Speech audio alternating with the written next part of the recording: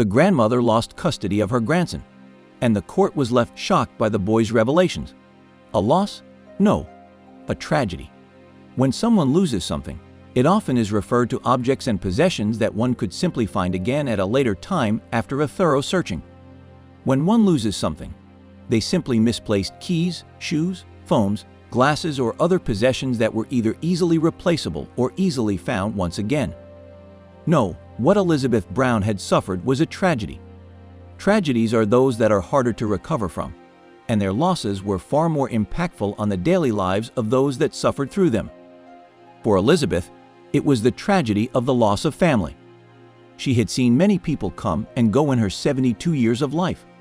Friends who bowed out of life early, older family members whose voices she could barely recall. Though the loss of her own parents' deaths still stung her heart. Even beloved pets that she cherished whose short lives were dearly missed.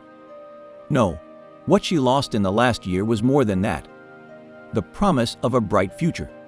She lost her only son and her daughter-in-law to a tragic accident. A misfortune and ill-timed event that caused the tragedy to happen. An icy patch of road, a semi that accelerated too quickly and crashed into the side of a car. The crunch of steel, a scream of surprise, and then silence and death. And then to leave behind their only son behind, Jack Brown, her grandson, was an even darker tragedy. The boy himself was barely 8 years old, and now would grow up without knowing the full depth of the love of his parents. To Elizabeth, this was the worst that could happen.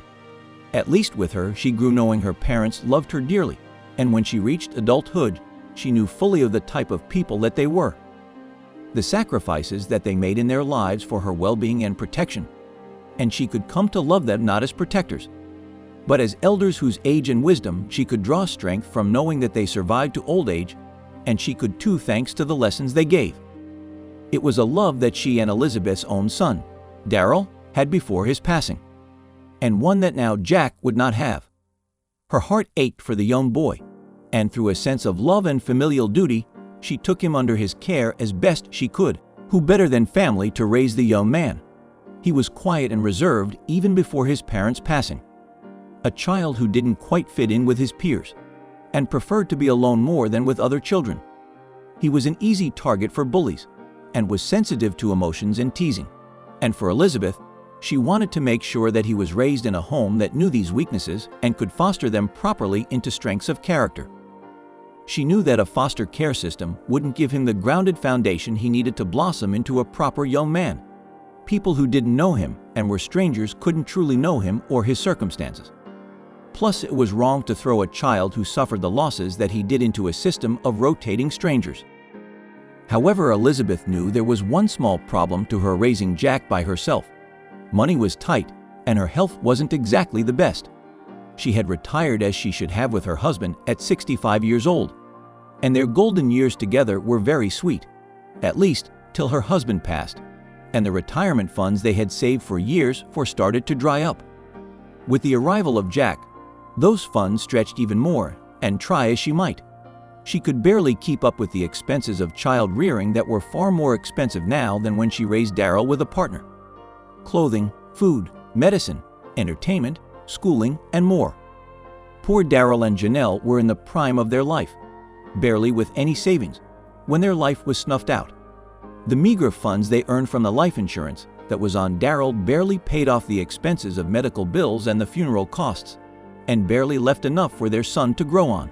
Still, Elizabeth made it work as best she could, going nights without food to ensure that Jack had the nutrients needed to thrive at school. Scrimping, saving, and working hard in a side hustle for her neighbors to make sure that he had entertainment in the form of books, and even a game console, to keep him distracted. And her reward through all of this? A smile from a despondent child in pain, a hug that spoke of familial love, and desperation to be loved in return, and a willingness, at least, to try and heal. He was a melancholy child, but then who wouldn't be at such a young age? The future at least looked like the tragedy they had would strengthen their bonds, and Jack would at least become the man his parents wanted him to be. One day, though, a knock came at Elizabeth's door. It was a typical day for the two of them.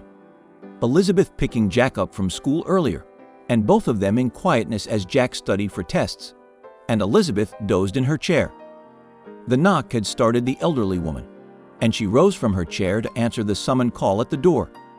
Behind it stood in resolution 3 officers of the law, each of them bearing grimace on their faces. Elizabeth's blood ran cold as they explained to the woman that they were here as custodial officers to take Jack away to be cared for properly in the foster system by those with better means who were able to afford the living expenses of an 8-year-old child. Crying did little to sway them, even when Jack, accosted as he was by their authoritative strength, pleaded to not be taken away. Once more, tragedy and loss had befallen Elizabeth as the government and the law took away her last remaining family and carried him away from her. The waning signals of the dying lights of the police car and the crying face of the child broke her heart asunder once again as the wounds of loss refreshed again. She was left now an empty home and the pleading cries of Jack to remain with his grandmother ringing in her ears. Another tragedy. Soon, though, she had to go to court, as was summoned by the state.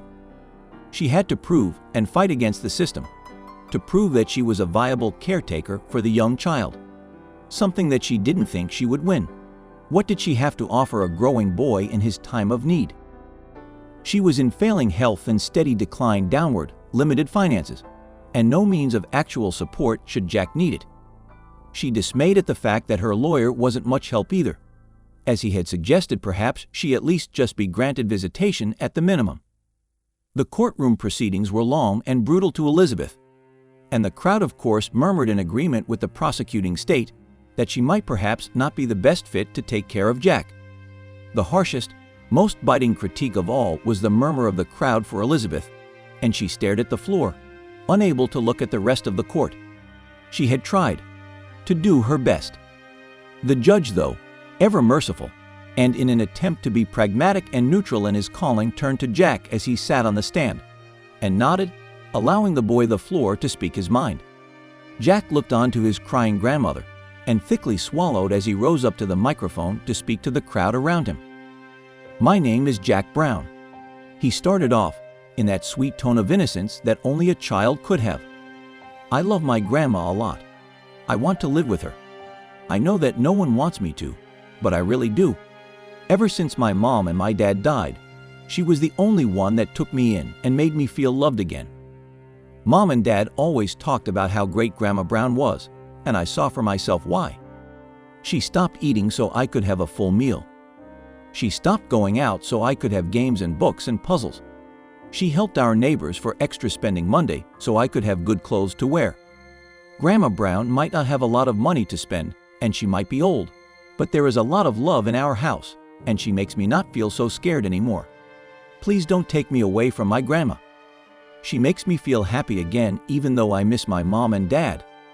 Then he sat back down. For Elizabeth, this was the most that she had heard him speak in months, and for the court, it was proof enough that Elizabeth was perhaps the best person after all to take care of him. They were stunned and shocked, and the judge agreed, now swayed by the speech. The gavel dropped, the judgment rendered, and Elizabeth and Jack walked out of that courtroom together, smiling and knowing that his parents would be happy as well.